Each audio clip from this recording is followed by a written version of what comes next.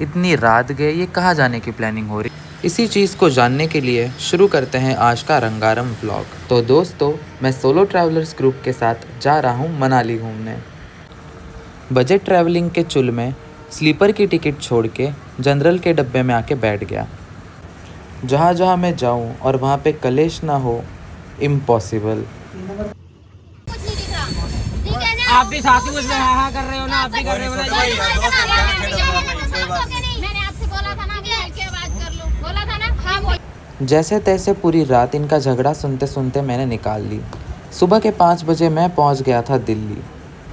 इस 16 प्लेटफॉर्म वाले बड़े से स्टेशन से बाहर निकलने में ही मुझे आधा घंटा लग गया। अकेला ट्रैवल कर रहा था, इसलिए कुछ ज़्यादा ही खुद को तीसमार खान समझ रहा था। सामने ही 2 चोरी होते हुए देखने के बाद मेरी सारी हेकड़ी निकल गई। ज़ोरों की भूख लगी थी तो सुबह सुबह चाय और थोड़ा सा नाश्ता कर लिया।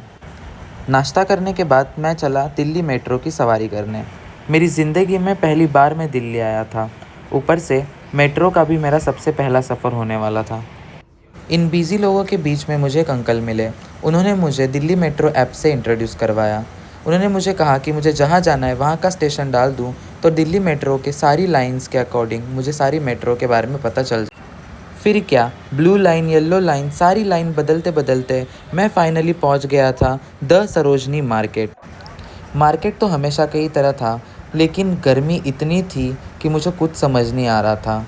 रेट्स भी अच्छे खासे थे, 50-100 रुपए के कपड़े लगाए हुए थे, लेकिन मुझे फिर भी कुछ समझ नहीं आ रहा था। ऐसे कहते कहते मैंने वहाँ से 15 से 20 चीज़ें ख़रीद ली। पता नहीं उसमें से कितनी यूज़फुल होंगी, लेकिन चुल थी तो मैंने ख़रीद ली।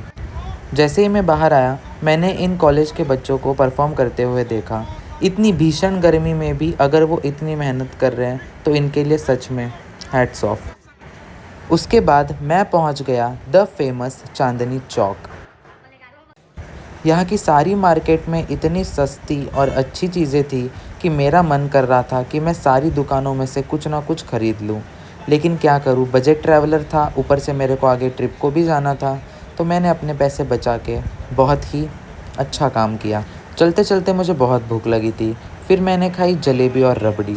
उसके बाद मैं पहुँच गया जामा मस्जिद। वाकई वहाँ का नज़ारा बहुत ही बढ़िया था। उसके बाद मैं चला था वहाँ की लोकल मार्केट एक्सप्लोर करने। मार्केट में बहुत भीड़ होने के बावजूद भी घूमने में बहुत मज़ा आ रहा था। खाने की इतनी स्वादिष्ट चीज़ें देखने के बाद मेरे मुंह में तो पानी आ गया। आप लोग कभी भी दिल्ली आते हो तो जामा मस्जिद के अपोजिट वाली ये मार्केट ज़रूर घूमना। बहुत ही कम दामों में ये सारी चीज़ें बिक रही थी, जैसे 100 रुपये में, 200 रुपये में, 150 रुपये में track suit, T shirt, jeans, tops, ये सब कुछ मिल रहा था। इतनी बड़ी मार्केट घूमने के बाद मुझे लगी थी ज़ोरों की भूख, तो मैं चला गया था करीम होटल। मैंने रील्स पे इस होटल के बारे में बहुत सुना था, तो मैंने अपना डिनर इस होटल में किया था। वाकई यहाँ का खाना बहुत ही स्वादिष्ट और लाजवाब था। भरपेट खाना खाने के बाद मैं वापस रिटर्न चांदनी चौक से मेट्रो पकड़ के अपने होटल के लिए रवाना हो गया। आज का दिन बहुत ही बढ़िया रहा। मिलते हैं नेक्स्ट व्लॉग में, जिसमें हम दिल्ली टूरिज़्म की बस से दिल्ली के फेमस मॉन्यूमेंट्स को देखने वाले हैं। Bye bye.